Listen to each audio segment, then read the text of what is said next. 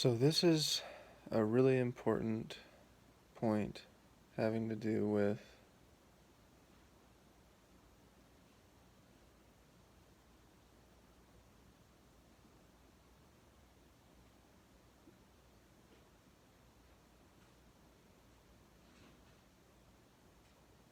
multiple things, but mostly the difference between the subconscious and the conscious brain.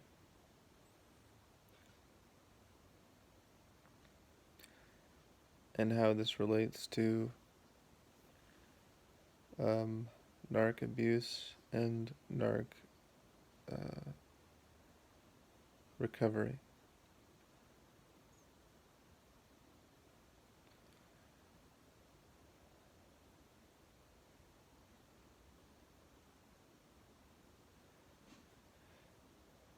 The egoic mind is limited to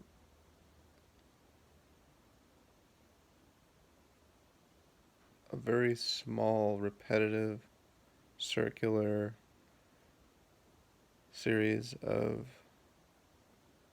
habits and conditions that are based on conditioning.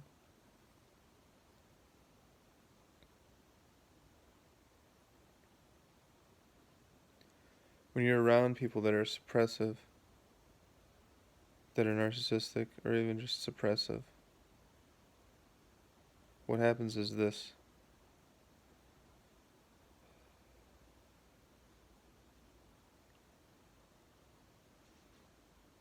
You learn that you can't trust these people in the sense that you can't express your true self around them.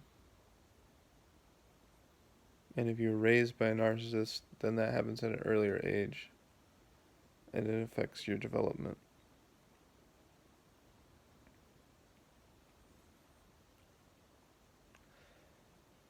As long as you're stuck in the egoic mind, stuck justifying your behavior, stuck reacting to the narcissist, stuck defending yourself against their accusations, you can't move on. If you let go of the egoic mind, then you feel vulnerable and you feel like you're being attacked. So then that sends you back into the egoic mind to try to defend yourself. The trick to overcoming this kind of thing is to know that there's two different facets to the mind. There's more than two, but there's two main facets, which is the conscious and subconscious. When you're engaged with the egoic conscious mind, in the sense of defending yourself against narcissistic abusers, your subconscious mind is basically being held hostage, and you can't manifest. You can't create. So it's paradoxical. It can feel like you're more in control when you're revisiting the past, when you're regretting, when you're in the egoic mind, but you aren't.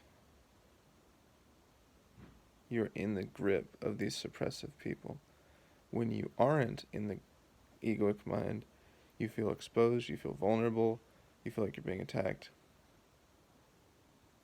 But you have to find a way to be in that vulnerable state and be okay with that. In other words, being in the moment. Rather than going into the egoic mind, stay in the moment. Abide in the moment. Suffer the abuse in the sense of your conscious mind, but then when you let your egoic mind get abused, so to say, your subconscious mind has the ability to step in and you create a reality which is bigger than the one you've known in this small circle of narc abuse.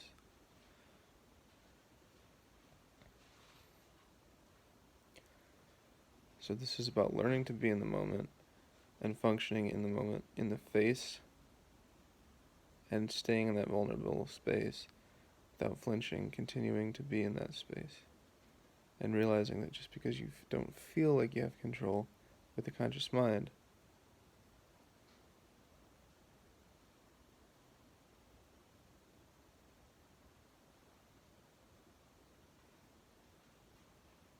the less that you feel like you have control with the conscious mind, the better.